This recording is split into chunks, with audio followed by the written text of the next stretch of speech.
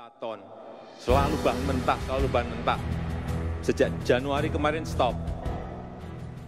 Karena strategi besar kita ke depan, kita ingin jadikan nikel ini litium baterai yang dipakai untuk mobil listrik.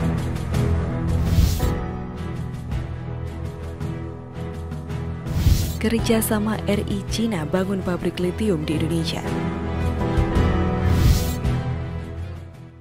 Dua perusahaan baja dan nikel asal Cina, Shenzhen Chengxin Lithium Group Co Ltd Cina dan Tsingshan Holding Group berkongsi membangun pabrik litium di Sulawesi Tengah, Indonesia. Pabrik senilai 50 juta US dollar atau hampir 5 triliun rupiah ini akan mengincar pasar kendaraan listrik atau EV.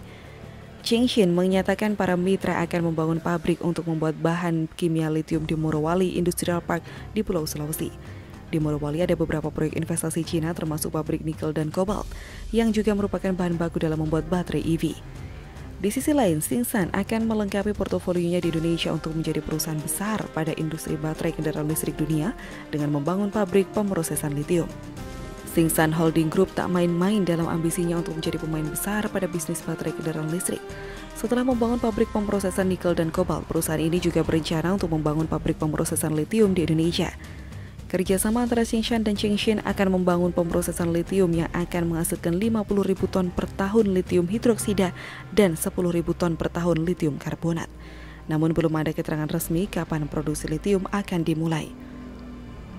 Nantinya, Tsingshan akan menguasai 35% proyek ini, sedangkan Chengxin 65%. Untuk membangun pabrik ini, keduanya akan menggunakan dana mereka sendiri 30% dari total kebutuhan pembiayaan sebesar 350 juta US dollar, sedangkan sisanya berasal dari pinjaman. Sementara itu, harga hidroksida di Cina naik 162,7% secara year to date, sedangkan untuk karbonat naik 192,6% menurut benchmark Mineral Intelligence. Chengxin mengatakan akan menguasai 65% saham dari perusahaan patungan bernama PT Qingtok Lithium Indonesia. Sisanya 35% dikuasai oleh perusahaan yang didaftarkan di Singapura, Stellar Investment Pte. Tidak ada informasi mengenai kapan proyek ini akan dimulai. Seorang pejabat Chengxin mengatakan bahwa mereka akan membutuhkan 450.000 ton konsentrat litium setiap tahun dari biji litium hard rock. Adapun Indonesia adalah penambang nikel terbesar di dunia.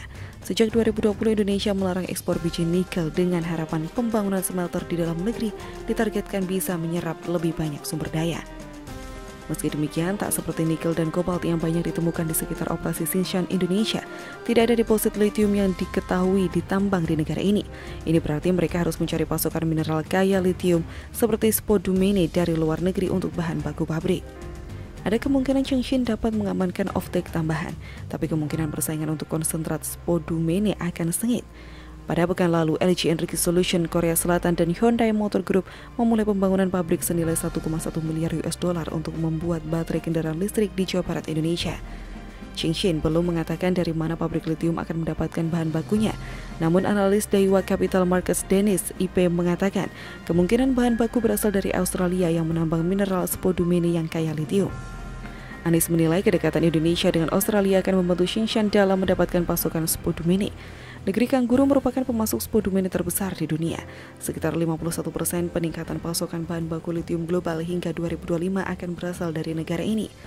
Perusahaan yang berbasis di Shenzhen, Cina itu juga telah memperluas basis sumber daya hulunya melalui akuisisi tambang di Argentina dan Zimbabwe. Tsingshan juga memiliki saham di Huirong Mining yang sedang mengeksplorasi tambang litium di Sichuan. Pabrik litium Tsingshan juga akan memajukan ambisi pemerintah Indonesia untuk menjadi pemain terkemuka dalam rantai pasokan EV, mengikuti investasi besar di negara ini oleh pembuat baterai LG Chem Ltd dan Contemporary Amperex Technology Co Ltd. Indonesia menargetkan untuk memproduksi 140 gigawatt jam baterai pada 2030 dan membutuhkan investasi sekitar 35 miliar US dollar atau 500 triliun rupiah untuk mengembangkan ekosistem kendaraan listrik yang fasilitas baterai, stasiun pengisian, daur ulang baterai, dan fasilitas swab dalam 5 hingga 10 tahun. Awal tahun ini, pemerintah meluncurkan Indonesia Battery Corporation, sebuah badan usaha milik negara yang bertujuan untuk mengembangkan sektor baterai di tanah air.